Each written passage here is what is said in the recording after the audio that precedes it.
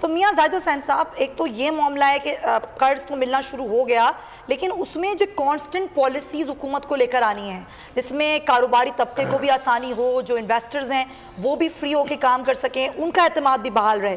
Suggestions क्या हैं, possibilities क्या हो सकती हैं मईशत को सुधारने के लिए, कांस्टेंट एक पॉलिसीज़ के लिए? जी बहुत शुक्रिया, आपने इतनी अहम ट्रांसमिशन में मुझे लिया। और अभी आमिर ज़ियाद साहब की जो बातें मैंने सुनी, उन्होंने बिल्कुल दरिया को कुएं में बंद कर दिया है। और मैं समझता हूँ कि यही हमारे भी ख्यालात हैं और यही दुख हमारे भी हैं जो आमिर ज़ियाद साहब ने अभी आपके सामने रखे। बात यह है कि पाकिस्तान को ये तो ठीक है कि एक ब्रीदिंग स्पेस मिल गई और प्राइम मिनिस्टर ने खुद भी कहा कि ये एक ब्रीदर है।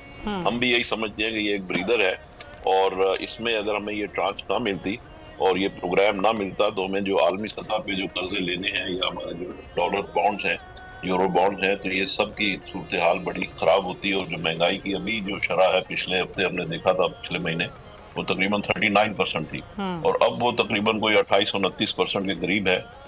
तो ये महंगाई जो है ये तकरीबन 50-60% पे भी जा सकती थी अगर IMF का प्रोग्राम ना मिलता।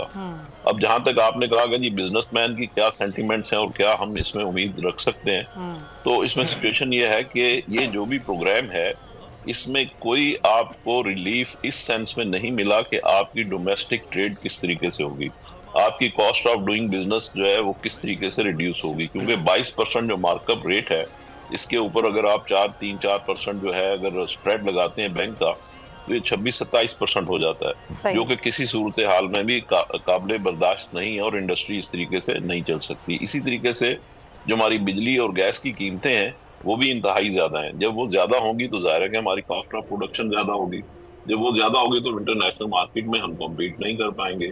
तो इस तरीके से अगर हम बात करते हैं तो ये जो हम इस सतह पे या इस नहज पे हम पहुंचे क्यों, तो पिछले 70-75 साल में जो हमारे मामलात हैं कि हमने टैक्स रेवेन्यू नहीं बढ़ाया, यानी रेवेन्यू का जो GDP टू रेवेन्यू टारगेट होता है वो रेशो जो होती है वो हमने नहीं बढ़ाई।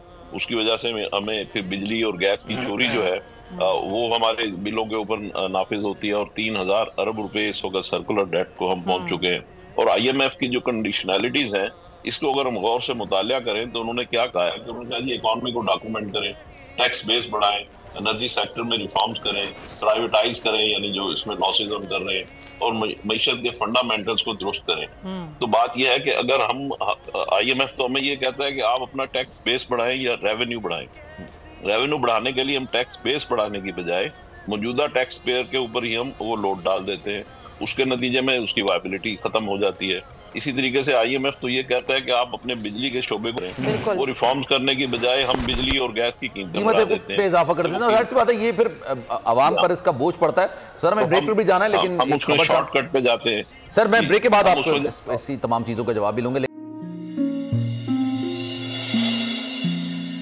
अपना घर मईशत का पहिया भी घूमेगा, मजदूर भी सर उठा के जिएगा, खेतों में हरियाली लहराएगी, किसान भी खुशियां समेटेगा, वक्त गुजर उम्मीद के चिराग जलते रहेंगे, महंगाई से भी जान छूटेगी। फैसले की घड़ी पाकिस्तान जीता है और पाकिस्तान ही जीतेगा। बोल बनेगा अवामी मसाइल की आवाज, पड़ेंगे कठिन फैसले, बात होगी मसाइल की लेकिन हल के साथ। देखिए खुसूसी नशरियात मिशन मईशत बुध के रोज 1 बजे सिर्फ बोल न्यूज पर।